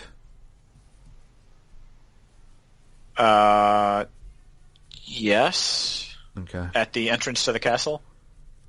Yes. So that happens. You're getting close to it. I don't think you know what happens in this game, Matt. I do not. I have not been spoiled. If there is a twist in this game, I do not know it. There is a major twist, and we're about to get to it. Yeah. I'll put it this way. All the items that we have been getting through all these dungeons, aside from one, will become inaccessible. So, I know you really enjoyed... Is it because we're going to have the power of the gods? Once we... It's because... well, you'll find out. Okay. It's because we're going to be a different person. But yeah. I'll leave it at that. Interesting. But yeah. The boss for this one, jellyfish tentacle octopus thing. Yeah, I guess there's the mini boss, right, where you fight the giant octopus that chases you around the room. Yeah, that was annoying as shit. That was annoying because of the teeth on the center platform. I kept rolling into them. Yeah. So the guy didn't hurt me, but I was hurting myself trying to move fast enough to catch up to him. This was the one where I had to use my fairy. Oh, really? Yeah, because I was just like, I can't catch this guy fast enough to hit him in the back. Yeah, I did get fairly low. I got at least down to a heart or less, and then was having like heart palpitations because of the beeping. I was like, all right, I know I'm almost dead. Thank you. I'm aware. Welcome to Zelda, boss. This isn't helping. Every Zelda game, when you get down to 1 or 2 hearts, it goes dee-dee, dee-dee, dee-dee. Every single game. Yep. Does it that way. I was like, well aware. Yeah. So, but yeah, we have the mini boss, and then we have the last boss, which is the. I feel like this isn't even spelled. It's supposed to be an anemone, right? This is it. It says it's an anemone. I guess a play on enemy. Maybe an enemy. I'm not entirely sure. Or maybe it's just a typo. But, yeah, it's like a jellyfish weird thing. Electrified. Had to use the boomerang pretty much for this entire fight. Had to stun it. Go and slash it a few times. It throws up these weird, like, tentacle barriers that fly around it. So you have to take off the barriers first so you can hit the center part of it. Yep. But then after doing so... attack it with a sword until it's dead. Get another heart piece. We then go back to behind Jabu Jabu. That's where we warp to. we're like swimming. I think Jabu Jabu throws us up. Yep. And that's where Ruto gives us the sapphire gem. Mm-hmm. We got all 3 gems. Now we got to go back to Princess Zelda. Tell her, hey, we've completed our quest. We win. And as we make our way back to Hyrule Castle, we get a cutscene with a storm taking place, ominous music, and a single horse coming through the castle walls, going across the moat. And on the horse is none other than the mysterious Ganondorf, with Princess Zelda riding with him. And she does not look happy about it. No, she's getting stolen. She throws something from the horse, which lands in the moat below. We go and collect whatever it was, and kind of find out it's actually an ocarina. I'm going to throw it back. Thanks, I already got one. Yeah. Got one in the forest. Don't need yours, Princess. But this one's cool and blue, and it has a Triforce symbol on it. And it's also called the Ocarina of Time. Yep, which I can imagine does lead to some interesting things happening, given that it's the Ocarina of Time and also the name of the game. Yes. So this is a major item in the game that we will be using constantly. And that is where I stopped. I'm assuming that's where you stopped as well, Matt. Yep, basically. So the next order of business is going to the Temple of Time, which is in the castle town. We'll leave it there. The fact that you have not been spoiled on what happens in this game, I think, is fantastic. I mean, I assume it's time travel. Yes. Obviously in the name. It would have to be more than that, or else it wouldn't be worth mentioning, I think. So let me ask you this. I'm going to play Jay Lee for a second here. What do you think happens? So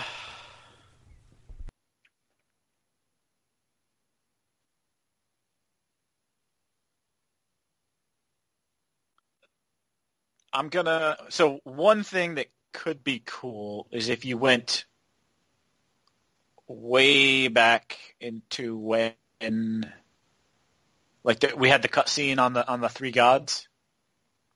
Like, if we went back to when they were arriving and somehow did something, started this prophecy of sorts. Okay. That would be my first thing. The other, another potential could be, so in that, thinking a little bit like Xenogears, right? Where play Xenogears and we're playing on these 2 titans that were locked in battle. I'm like, well, what if we went back to when they were fighting? If we went the other direction, maybe I'd think, let's see if Kane style, maybe we flash forward and Ganondorf's won and we need to then do something in the future. Or find something out in the future that we can then use against him, come back to the present, and then stop him from winning. Okay. Or doing something to Zelda. All right. Those are kind of maybe 2 options. Okay. Well, we'll see. And I hope he doesn't give up and go the butterfly effect and be like, nope, this isn't for me. I'm going to go back into the womb and not going on this adventure. Yep. I guess we'll see. There's 3 options. Yeah, there's 3 options there. Give up and go home. But, we're going to find out legit, like, in the next 20 minutes of the game. But, we do have an email, so I want to read that off. Let's see here. Da-da-da-da-da.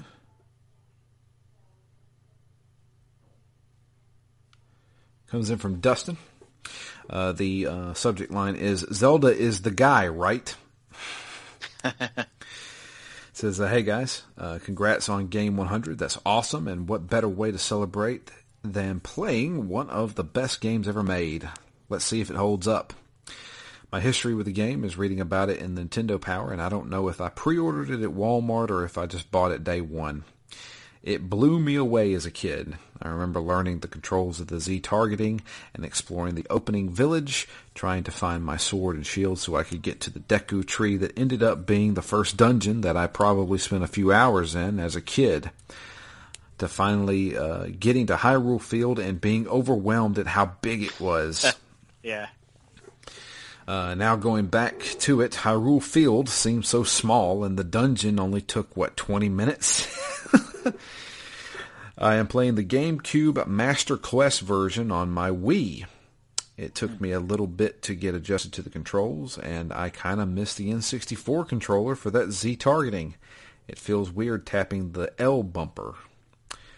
The first dungeon, I didn't really notice anything different, but the second dungeon, I knew where I had to progress, and there were 3 silver coins, and I figured there were 2 more coins in boxes, but I didn't have a bomb bag or bomb flowers that I could get them to break them, so I had to look up a walkthrough, and holy crap, my dungeon is way different from yours. And dummy me, why didn't I try rolling into the box? It's always the simplest thing you overlook. So that was my first hold-up. Beat this game probably 3 or 4 times as a kid, but it's been a long time since I've done a full playthrough. I knew I had to go to the lake next, because that's where the Zoras are, right? Way wrong! There's my second failure. I had to look up where to go since I couldn't figure out how to dive deep enough in the lake to get the bottle. I forgot it's the Zora River you go to get to their domain. That was the word I was looking for, domain. I kept saying kingdom. Anyway, I got to Jabu Jabu pretty easy once I found their domain, but it made me wonder how long it took me as a kid to figure out some of these things, like feeding him a fish. The third dungeon is nuts. I literally have cows stuck in the wall, which act like switches I have to shoot with my slingshot, and they moo. Master Quest sounds insane. Is that a specific difference? So what is the difference on the Master Quest version? So according to what I looked up, the Master Quest version is a more difficult version of Ocarina of Time. Oh. Where they change up the dungeons to require you to do other things on top of the things you have to do. Interesting. So, looking at the videos, my dungeons are the same layout, just different placements for chests and different fodder enemies and completely different route. Okay. I haven't noticed it being any harder yet. I've died twice, mainly due to learning the controls again, which now I have the hang of. I haven't done much exploring yet, since I don't feel the need, since I 100%ed this as a kid, but this game has some great side missions Matt should definitely try to do. So far, I think it holds up. There's some quality of life adjustments I wouldn't mind. Maybe they're in the 3DS remake. Other than that, it's amazing how this game just sucks you in. It truly is one of the best games, and I can't wait to see what other dungeons throw at me in the Master Quest mode. Dustin. Yeah, that was going to be, I know there are side quests. One of my big questions was going to be whether they are worth doing. Because, whenever I see kind of an open-ish world, like we could have gone down to the lake super early, it makes me think that there would be some side missions and some backtracking and some reason, especially, again, without having played the Zelda games, the fact that you're getting these unique pieces of equipment throughout the game, right? A lot of games do that where you can't access something until you come back to it later. So I imagine that there's a lot of hidden areas and side missions and quests and stuff like the chicken, wrangling the chickens, but I it's one of the reasons I would have considered this an RPG, just to go back to that point. Right. If there are kind of quests and side quests. But yeah, I definitely... It's another reason I don't want to try and rush through this, right? Because if we rush through it, I'm going to be forced to mainline it, and I'd like to at least attempt a few of these side missions along the way. Absolutely. And I think you should. There's some really good ones in here. And, like, the mask stuff, I mean, the mask trading is insane, but, I mean, I can't remember what the payoff is. But there's a ton of stuff to do in this game. Not just, going through dungeons and stuff like that. Yeah. But, yeah, it's definitely something to consider. And like I said, this is game 100. We can take as much time as we want to beat this. It doesn't have to be by the end of January. Screw this. We can take a whole episode and just talk about side stuff that we do, because there's a lot of it. Yeah, I'll be interested. I mean, as soon as I see a village as well, right, with lots of things to buy, and there's definitely more to explore than I have done so far. Yeah. So how do you feel about this game so far? Yeah, it's interesting. Starting this game was such a bit of a roller coaster, right? Because I'm like, this is a game that I've heard about and thought about for decades and literally never played. So, there's so much love for it, so much nostalgia for it that, I was eager to get into it, but given that I don't have the nostalgia for it, I was concerned that the ravages of time might be bigger issues for me than they would be for somebody replaying it especially for the third or fourth time. Coupled with the fact that the last time I gave Zelda, maybe not the college try, but the freshman try maybe, was with Breath of the Wild, and I just wasn't that enthused. But I didn't get far enough in it. There's a lot of thoughts and emotions that went around that game too, given how well it was reviewed. And then I played. I'm like, I don't know what to do. This is maybe there's a reason I never played a Zelda game. This is reminding me of why I never liked Western RPGs. Maybe this is why I never played RPGs when I was, 18. And I'm like, oh, there's so many potential ways I am not going to like this game. Breath of the Wild is unlike any other Zelda game. On top of, it's so massive that even I am overwhelmed when I play that game. I've only probably put about 3 hours into Breath of the Wild. I am playing currently a game that is a lot like Breath of the Wild, but it is wrangled in a better way than I believe, which may be blasphemy to people, but Immortals Phoenix Rising is the Breath of the Wild I wish Breath of the Wild was. Because that was almost my PS5 game choice. It is fantastic. It may be my game of the year. I'm not kidding. Wow. It is that good. I have put more time into that than I have Breath of the Wild, which is sad because I love Zelda.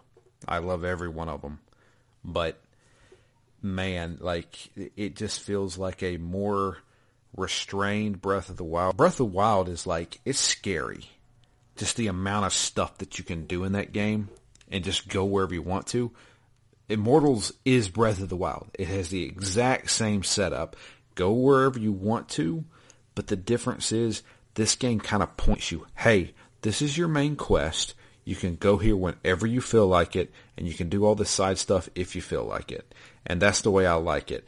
With Breath of the Wild, there wasn't much. It was like, yeah, you can go here, and this is where you'll continue your story, but it took a long time for that story to start. Yeah, that was kind of my number one issue. I would say roughly I put in 4 hours into it. 2 hours I did stuff, and I checked out a little dungeon, and I had some battles. And then I feel like I spent about an hour and a half to 2 hours wandering around. I think going in a whole long section that I couldn't go in. And just, I was like, well, I feel like I've just wasted a lot of time. And I guess I could keep wasting time until I figure out what I should be doing. Or I'll just go to a game that tells me better what I should be doing. Yeah.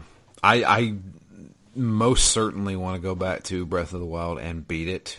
I still own my copy on the Wii U of all things. I still own a Wii U. And I want to play that game all the way through because I enjoy what I played of it. But Immortals has hooked me. Like, that's my game that I'm playing when I'm not playing Zelda right now. Interesting. Like, I am in love with that game.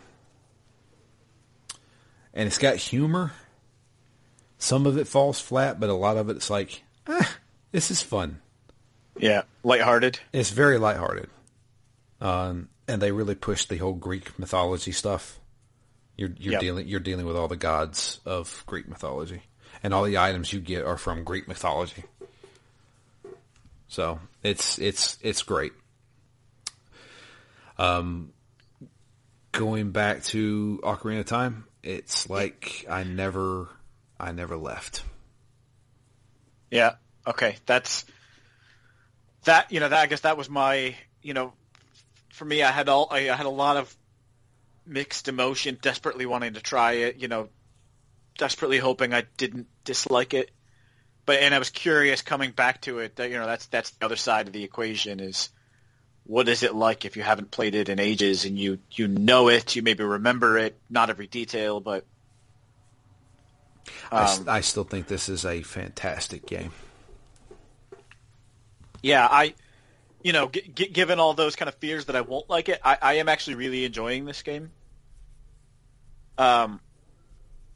It's very charming, and I feel like the number one reason for that is the sound effects.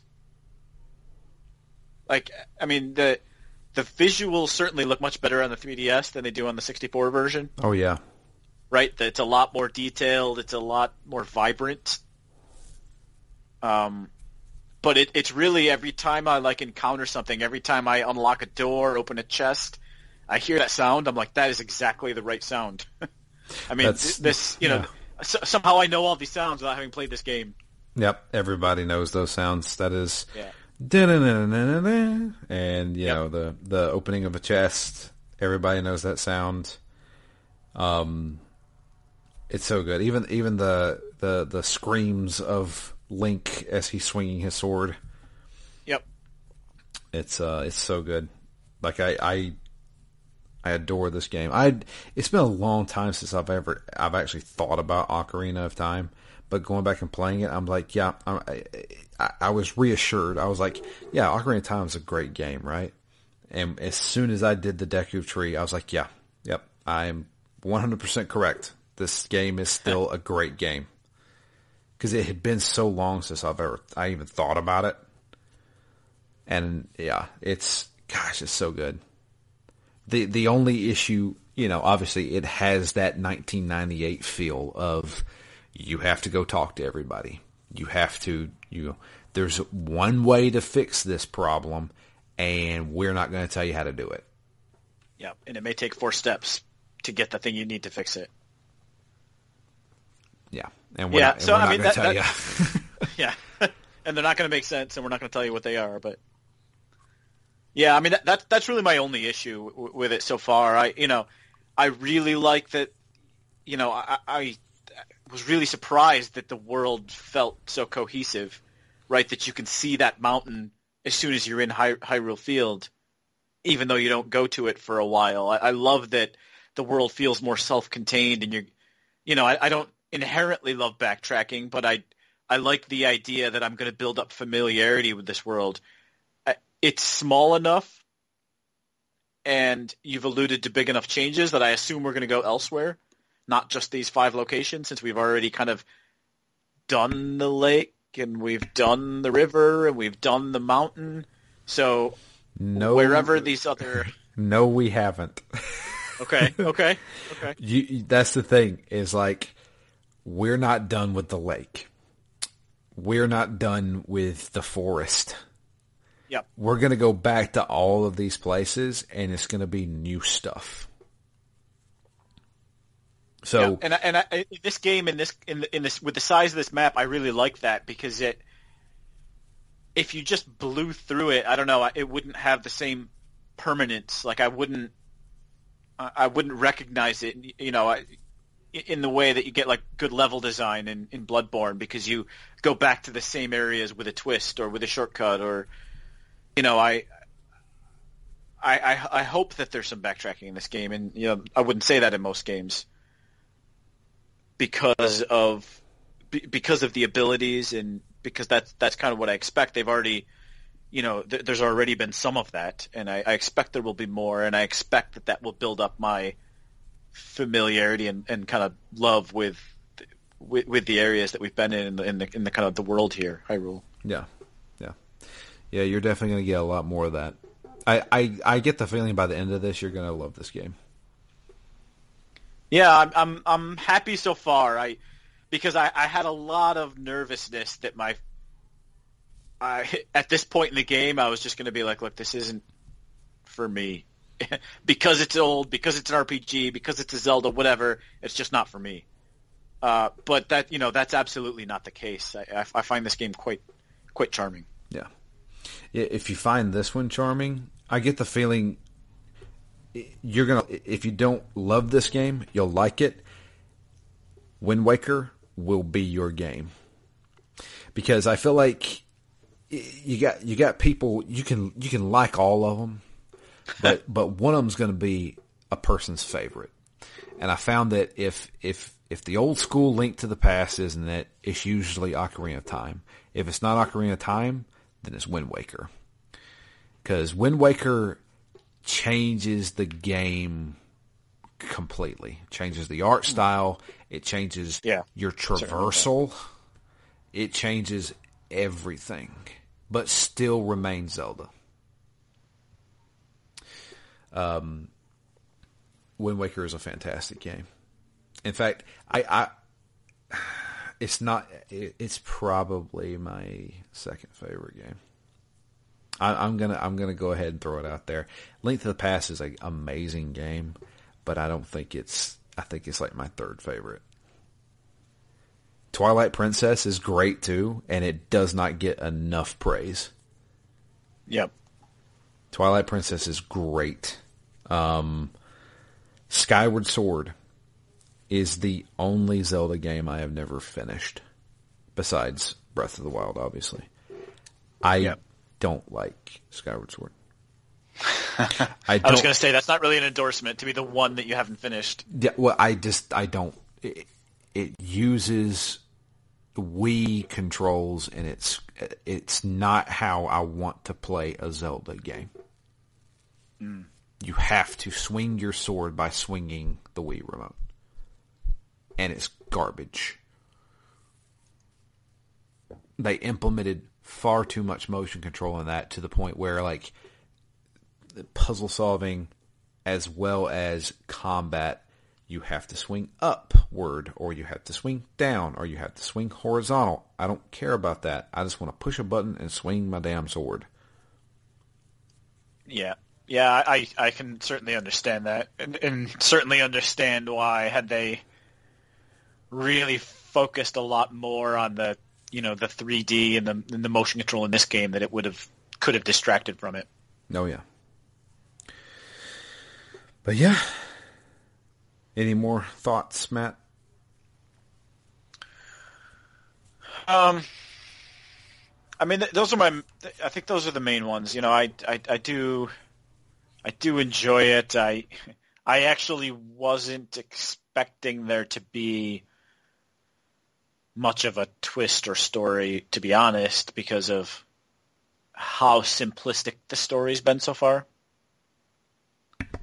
The story remains rather simplistic, but there is some major story beats that change the world of this game. I mean, completely. So I think you're in for a treat, man. I think you're gonna like this little twist. Yeah. All right. I'm more eager to jump back in now even than I was before. There you go.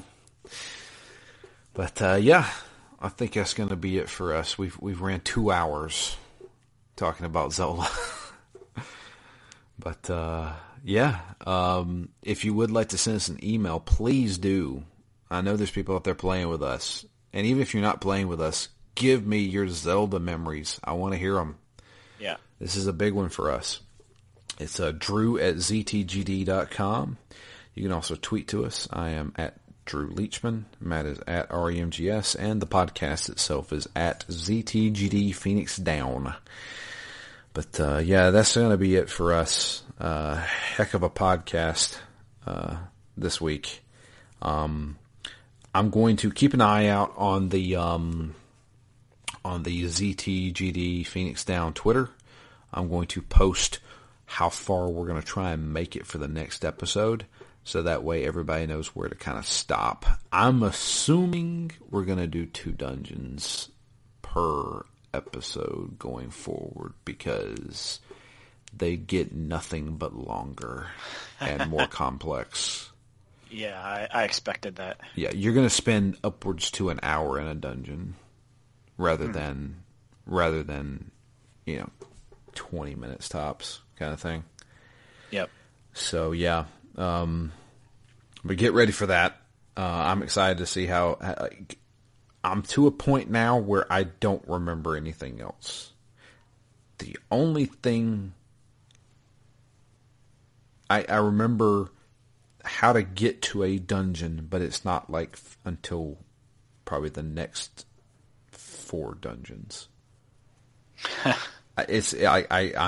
I'm still trying to figure out the layout of the rest of the game, because I can't actually remember it. So we'll see. Interesting. Yeah, but until next time, I am Drew, and I'm Matt, and we are out of here. Hope you guys have a great week, and we will be back next week with the continuation of The Legend of Zelda: Ocarina of Time.